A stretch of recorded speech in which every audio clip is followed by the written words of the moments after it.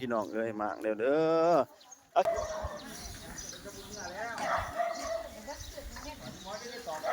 มากเลยเด้อพี่น้องเด้อมัด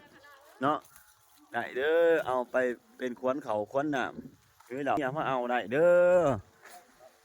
เพื่อไปขับไปคูดเป็นสิริมงคลเอามาเอาได้เห็นยังนี่มาหอประสาทโอ้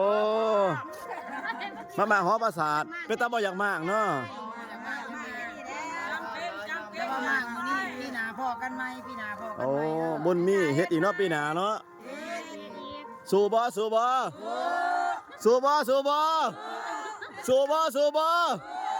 ดังๆสู้บ่โอ้ยดีได้เดี๋ยวก็ไปกองไว้เนี่ยหลายเลยนี่บ่แม่นสิกองซ้ำนี่ได้เนี่ย ก้องใส่มาเนี่ย เอาอัพพื้นพาตั้งไงเขาอยู่ใส่ ยักษ์ก้อนก้องนะนี่ นี่นะกองนี่ไม่ได้ยานมันนะสาขาครอบครัวแม่หอมอนบอกต้นจากประเทศไทยเนาะประเทศโรงท่านเอาพันมะเรียงอันนั้นเพิ่นมาเรียงกะแลมเนาะลอยก้อนเนาะยังจะฝากก็ฝน หลายปันนายเพื่อนหอประสาทเพื่อนยอดหอประสาท มากมีได้หลายอยู่ เดิมไม่ใช่แม่เพ่งท่านเป็นขายได้ค่าให้ได้แต่กำไรหลาย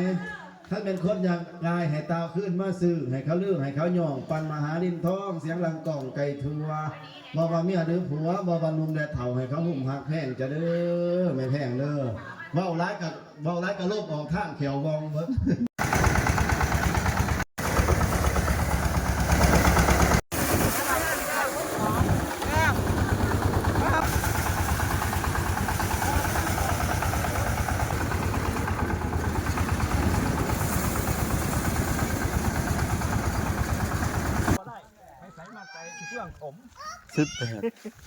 18 สอบเนาะเข้าใจไหมเนาะ